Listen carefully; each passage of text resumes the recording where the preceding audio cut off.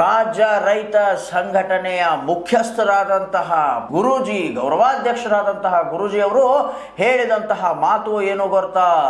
ನಾವು ಒಂದು ಕರೆ ಕೊಟ್ಟರೆ ಇಡೀ ರಾಜ್ಯಾದ್ಯಂತ ಲಕ್ಷಾಂತರ ಜನ ರೈತರು ರೋಡಿಗಿಳಿತಾರೆ, ನಿಮ್ಮ ವಿರುದ್ಧ ಪ್ರತಿಭಟನೆ ಮಾಡುತ್ತಾರೆ ಅನ್ನುವಂತಹ ಮಾತನ್ನ ಗುಡುಗಿದ್ರು.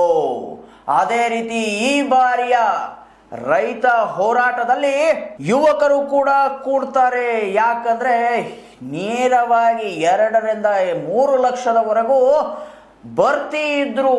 ಅಂದ್ರೆ ಸರ್ಕಾರಿ ನೌಕರರ ಜಾಗ ಖಾಲಿ ಇದ್ರೂ ಕೂಡ ಯಾವುದೇ ರೀತಿಯಾದಂತಹ ಅಪಾಯಿಂಟ್ಮೆಂಟ್ ಆಗ್ತಾ ಇಲ್ಲ, ಭರ್ತಿ ಆಗ್ತಾ ಇಲ್ಲ.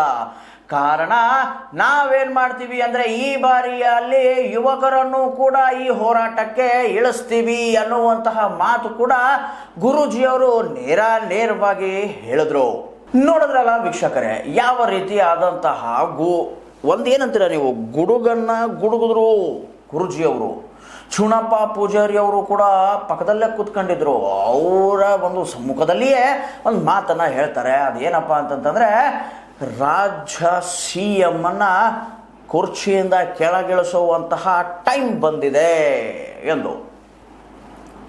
ಹೌದಾ, ರಾಜ್ಯದ CM ಕುರ್ಚಿ ಮತ್ತೆ ಖಾಲಿಯಾಗುತ್ತಾ?